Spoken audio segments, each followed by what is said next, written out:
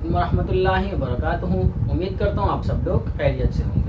आज की इस वीडियो में बेटा आप लोगों को जैसे पता है हम लोगों ने ग्रुप थ्योरी स्टार्ट की हुई थी। ग्रुप थ्योरी में हमने इससे पहले बाइनरी ऑपरेशन की, सेमी ग्रुप की और साथ ही साथ मोनॉइड और इनवर्स एलिमेंट की डेफिनेशन के साथ ही साथ ग्रुप की डेफिनेशन भी पढ़ ली है। अगर आपने मेरी पिछली वीडियोस नहीं देखी हैं तो आपको डिस्क्रिप्शन में लिंक मिल जाएगा वीडियोस का, वहां से जाकर आप लोग देख सकते हैं। और अगर मेरे चैनल पर नहीं हुए तो मेरे चैनल को सब्सक्राइब करना ना भूलिएगा। ग्रुप की डेफिनेशन के बाद बेटा मैंने जैसा पिछली वीडियो में भी बताया था हमारे पास कुछ इंपॉर्टेंट थ्योरम्स हैं जो हमने करने हैं। तो आज की इस वीडियो में हम वो थ्योरम्स करने जा रहे हैं।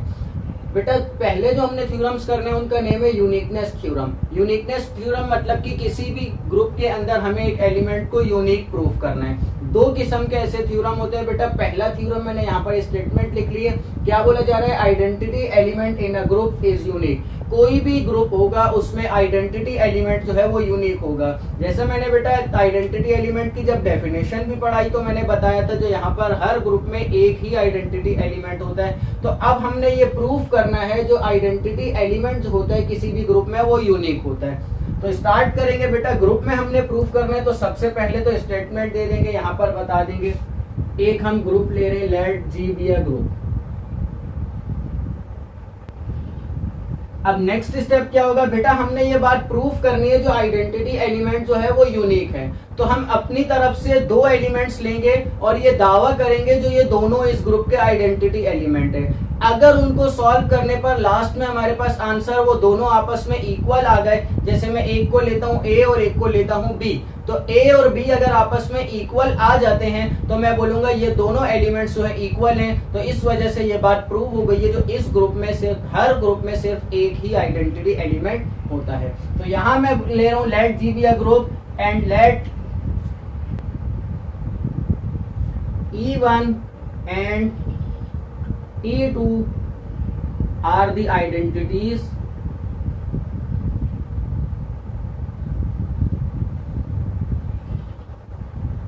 of G। मैं क्या बोल रहा हूँ बेटा? यहाँ पर G एक ग्रुप है जिस ग्रुप में दो आइडेंटिटीज हैं। पहले को मैं नाम दे रहा हूँ E1 और दूसरे को मैं नाम दे रहा हूँ E2 का। अब आइडेंटिटी एलिमेंट की बेटा जब हमने डेफिनेशन पढ़ी थी तो हमने पढ़ा था बेटा A star E equals to A equals to E star A। मतलब कि आइडेंटिटी एलिमेंट की डेफिनेशन को प्रूफ करने के लिए हमने एक आइडेंटिटी एलिमेंट लिया था, साथ ही साथ एक और एलिमेंट भी हमने ग्रुप से लिया था। तो यहाँ पर A लिया है तो मैं इस थ्योरम में भी A ही ले लेता हूं। देन और A बिलोंग्स टू G। अब A जो है वो G से बिलोंग कर रहे हैं। तो यहाँ पर अब we have according to definition हमारे पास क्या आ जाएगा बेटा? दो आइडेंटिटीज हैं। जब मैं पहली वाली आइडेंटिटी पर ये डेफिनेशन अप्लाई करूंगा तो मेरे पास बन जाएगी AE1 equals to A equals to E1A। ये मेरे पास, इसको मैं इक्वेशन नंबर 1 का नाम दे देता हूँ। अब मैं दूसरी आइडेंटिटी पर मैं यही डेफिनेशन अप्लाई कर रहा हूँ तो यहाँ आ जाएगा बेटा AE2 equals to A equals to E2A। इसको मैं नाम दे देता हूँ इक्वेशन नंबर 2 पर। नेक्स्ट स्टेप बेटा क्या होगा? अब यहाँ से इक्वेशन नंबर 1 और इक्वेशन नंबर 2 को मैं कंपेयर करके यहाँ से A की वैल्यूज निकालूंगा। पहले इक्वेशन नंबर 1 से एक वैल्यू निकालूंगा A की, वो A की वैल्यू मैं कहाँ पुट करूंगा? इक्वेशन नंबर 2 में। और फिर इक्वेशन नंबर 2 से मैं A की वैल्यू निकालूंगा और वो कहाँ पुट करूंगा? इक्वेशन नंबर 1 में। तो अब देखिए बेटा मैं यहाँ पर क्या कर रहा हूँ, मुझे चाहिए A की वैल्यू, तो मतलब मैंने इस वाली टर्म को तो नहीं छेड़ना। ये और ये टर्म है मेरे पास। एक टर्म है AE1 इक्वल्स टू, एक है AE1A। तो दोनों में से A और A जब कैंसिल आउट होगा तो यहाँ पर क्या बच जाएगा? A equals to E1। तो मतलब कि इक्वेशन नंबर 1 से मेरे पास जो वैल्यू आ जाएगी A की वो क्या आ जाएगी? A equals to E1। इसी तरह से बेटा जब मैं इक्वेशन नंबर 2 को कंपेयर करूंगा और सॉल्व करूंगा तो मेरे पास इक्वेशन नंबर 2 से A की वैल्यू आ जाएगी A इक्वल्स टू E2। अब मेरे पास इक्वेशन नंबर 1 से एक वैल्यू आ गई और एक वैल्यू इक्वेशन नंबर 2 से आ गई। मैं साथ लिख लेता हूँ, ये वाली इक्वेशन 1 से आई है और ये वाली इक्वेशन नंबर 2 से आई है। अब जो वैल्यू बेटा हमने इक्वेशन नंबर 1 से निकाली है वो हम इक्वेशन नंबर 2 में पुट करेंगे, और जो वैल्यू मैंने इक्वेशन नंबर 2 से निकाली है वो मैं इक्वेशन नंबर 1 में पुट करूंगा। मतलब यहाँ पर स्टेटमेंट देंगे put a equals to E2 in equation 1 and a equals to E1 in equation number 1। तो बेटा आप देखें यहाँ पर क्या होगा, इक्वेशन नंबर 1 में मैं a की जगह पर E2 पुट कर रहा हूं, तो यहाँ आ जाएगा E2 E1 इक्वल्स टू, ये a की जगह क्या आ जाएगा बेटा E2 इक्वल्स टू, यहाँ पर आ जाएगा E1 E2। ये किससे बनाई है हमने, इक्वेशन नंबर 1 हमारी जो है वो ये बन गई है, और इक्वेशन नंबर 2 हमारी क्या बन जाएगी, यहाँ पर a की जगह पर E1 आ जाएगा, तो E1 E2 equals to a की जगह E1 और यहाँ पर आ जाएगा E2 E1। इसको मैं इक्वेशन नंबर 3 का नाम दे देता हूं और इसको मैं इक्वेशन नंबर 4 का नाम दे देता हूं। अब बेटा जिस तरह से हमने यहाँ पर इक्वेशन नंबर 1 और इक्वेशन नंबर 2 को सॉल्व किया था, सेम एज इट इज इसी तरह से इक्वेशन नंबर 3 और इक्वेशन नंबर 4 को सॉल्व करेंगे। तो बेटा यहाँ पर हमने देखा था सेम वाले एलिमेंट्स कैंसिल होकर जो बचा था वो हमारे पास a की वैल्यू आ गई थी। जैसे यहाँ पर आया था a इक्वल्स टू E1 और यहाँ आया था a इक्वल्स टू E2। तो जब यहाँ से बेटा E2 और E2 कैंसिल आउट होंगे तो E1 इक्वल्स टू क्या आ जाएगा, E2। अब इक्वेशन नंबर 4 भी है तो यहाँ से भी E1 और E1 कैंसिल होके क्या आ जाएगा, E2 equals to E1।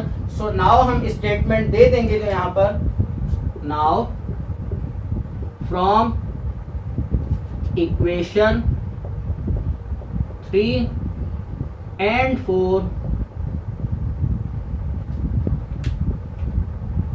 E1 equals to E2। तो जैसा मैंने बेटा स्टार्ट में बताया था, हम लेट करेंगे अपनी तरफ से जो इस ग्रुप में दो आइडेंटिटीज हैं। अगर आंसर में मेरे पास दोनों आइडेंटिटीज का आंसर इक्वल आ जाता है तो मैं बोल दूंगा ये दोनों आइडेंटिटीज जो मैंने ली हैं ये दोनों आपस में इक्वल हैं। इस वजह से ये बात प्रूव हो गई है जो हर ग्रुप में सिर्फ और सिर्फ एक ही आइडेंटिटी एलिमेंट होता है। ये था हमारा थ्योरम नंबर 1 जिसमें हमने आइडेंटिटी प्रूफ करनी थी जो किसी भी ग्रुप में यूनिक होती है। थ्योरम नंबर 2 है हमारे पास बेटा यूनिकनेस का, वो भी कर लेते हैं।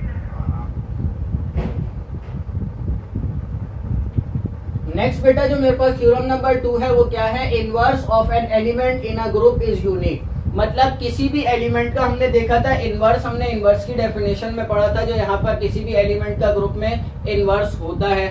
तो अब यहाँ पर हम क्या प्रूफ करने जा रहे हैं, inverse of an element in a group is unique. मतलब कि किसी भी एलिमेंट का जो इनवर्स होगा एक ग्रुप में वो यूनिक होगा, उसके एक से ज्यादा इनवर्सेस नहीं हो सकते एक ग्रुप में। तो बेटा सेम एज इट इज पिछले थ्योरम की तरह ही काम करेंगे। हमने प्रूफ करना है जो यूनिक है तो हम दो एलिमेंट्स लेकर चलेंगे, प्रूफ करेंगे जो दोनों बराबर हैं, दोनों इक्वल आ गए तो हम ये दावा कर लेंगे जो ये दोनों हमने लिए थे दोनों इसके इनवर्स कंसिडर किए थे, पर इन दोनों को लास्ट में आंसर इक्वल आ गया तो इसलिए इनवर्स जो होता है किसी भी एलिमेंट का वो यूनिक होता है।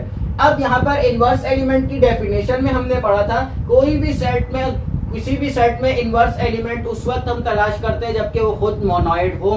तो यहाँ पर हम क्या करेंगे, एक स्टेटमेंट देंगे let G be a group. अब सिर्फ ग्रुप नहीं, साथ में बताएंगे हमारे पास विद आइडेंटिटी एलिमेंट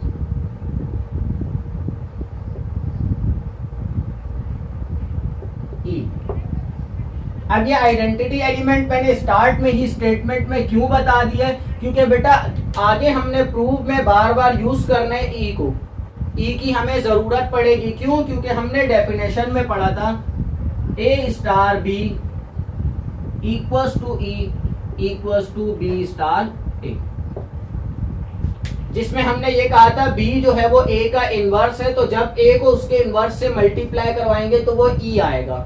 तो यहाँ पर इसलिए मैंने पहले ही बता दिया, बजाय इसके हम हर स्टेप में बताएं कि E जो है वो G की आइडेंटिटी है, E G की आइडेंटिटी है, इसलिए हमने वो बार बार लिखने से स्टेटमेंट्स एक ही मर्तबा ऊपर ही बता दिया जो E जो है वो इस ग्रुप की आइडेंटिटी है।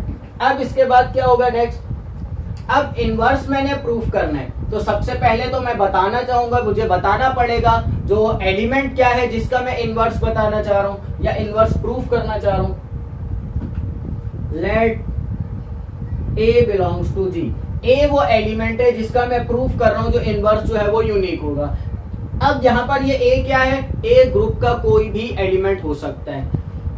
अब मैंने बताया बेटा हम दो इनवर्सेस लेंगे और प्रूफ करेंगे, जो ये हमारे पास दोनों इक्वल आ गए तो हम बोल देंगे जो ये जो है वो इनका इनवर्स यूनिक है ग्रुप में। तो यहां पर आ जाएगा हैज टू इनवर्सेस। अब दो इनवर्सेस कौन कौन से, एक्स एंड वाई इन जी। अब हमने क्या बोल दिया, एक एलिमेंट है इस ग्रुप का जिसके दो इनवर्सेस हैं x और y। अब x और y इसके दो इनवर्सेस हैं, तो मतलब कि अब प्रूफ करने के लिए हम क्या करेंगे, पहले डेफिनेशन को यूज करेंगे, ax equals to e equals to xa। Second inverse जो हमने लिया उस पर भी बेटा डेफिनेशन अप्लाई कर लेंगे। अब यहाँ पर ay equals to e equals to ya। तो जैसा बेटा मैंने बताया था, जो स्टेटमेंट पे हम पहले ही बता देंगे ई जो है वो इस ग्रुप की आइडेंटिटी है, तो हमें बार बार यहाँ पर स्टेटमेंट नहीं देनी पड़ेगी। अगर मैं यहाँ पर ये स्टेटमेंट नहीं लिखता आइडेंटिटी एलिमेंट ई, तो यहाँ पर मुझे हर स्टेप में बताना पड़ता है जो ई जो है वो जी की आइडेंटिटी है। अब नेक्स्ट स्टेप बेटा क्या होगा, यहाँ पर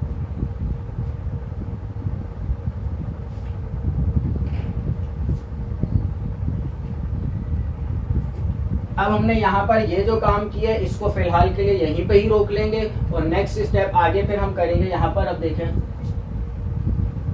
ये आइडेंटिटी एलिमेंट की जब हमने डेफिनेशन की थी तो हमने पढ़ा था बेटा किसी भी एलिमेंट को अगर आइडेंटिटी से मल्टीप्लाई करवाएं तो वो दोबारा से उसकी आइडेंटिटी ही बन जाती है, वही दोबारा से वही एलिमेंट आ जाता है आइडेंटिटी से अगर मल्टीप्लाई करवा लें। तो यहाँ पर भी हमने वही किया, x एलिमेंट था, मुझे पता है x क्या है, इनवर्स है a एलिमेंट का, तो x के साथ जब मैं आइडेंटिटी को मल्टीप्लाई करवाऊंगा तो वो दोबारा से वही बन जाएगा।